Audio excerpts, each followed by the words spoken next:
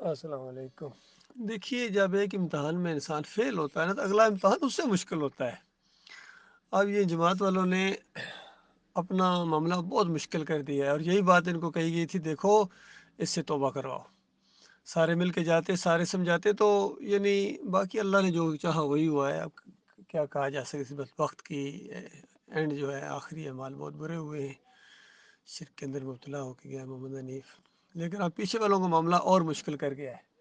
پہلے تو صرف اتنی بات تھی کہ بس سجدہ اللہ کو مان لو، بات ختم۔ اب مسئلہ یہ ہے کہ سجدہ اللہ کو ماننے کے باوجود جب تک محمد حنیف کو کافر نہیں کہو گے تم ایمان میں قدم بھی نہیں رکھ سکتے ہو۔ یہ اصول ہے۔ یہ بالکل اسی جگہ کھڑے ہو گئے جس طرح اہل حدیث کتنے ہیں، وہ کہتے ہیں ہاں بھائی نہیں، مردہ نہیں سنتا، نہیں سنتا، پھر سوال ہی پیدا نہیں ہوتا، یہ ہڈیاں ہیں، خاک ہے، یہاں تک مانتے ہیں۔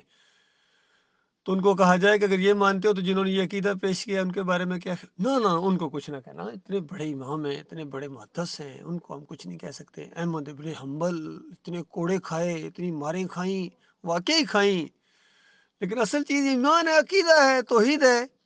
جتنا مرضی انبیاء سے زیادہ کس نے ماریں کھائی ہوں گی اور تکلیفیں اٹھائی ہوں گی؟ مالک فرماتا ہے وَلَوْ أَشْرَكُوا لَحَبِطَ عَنْهُمْ مَا كَانُوا يَعْمَلُونَ۔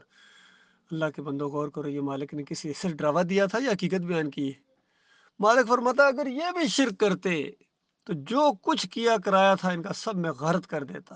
سورہ زمر میں فرمایا لَإِنْ أَشْرَكْتَ، آخری نبی ہیں آپ، پہلے کو بھی یہی بتایا تھا، دوسرے کو بھی، تیسرے کو بھی، کم و بیش 1,24,000 پیغمبر کو براہ راست یہ بات بتائی گئی ہے لَإِنْ أَشْرَكْتَ، اگر تو نے بھی شرک کیا لَيَحْبَطَنَّ عَمَلُكَ، تیرا عمل بھی ختم ہو جائے گا۔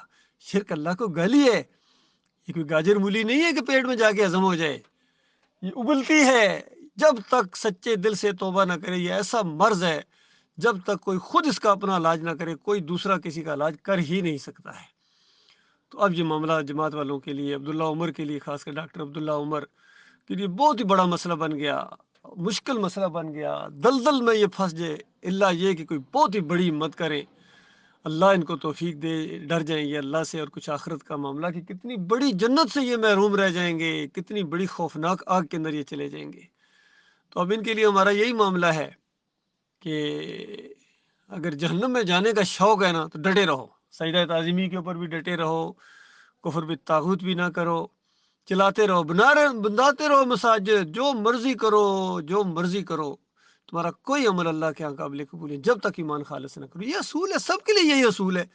یہ بے اصولیاں کیسی کہ دیوبندیوں کے لیے اور بریلیوں کے لیے اور اہل حدیثوں کے لیے اور اصول ہیں اور ان مومنین کے لیے اور اصول ہیں؟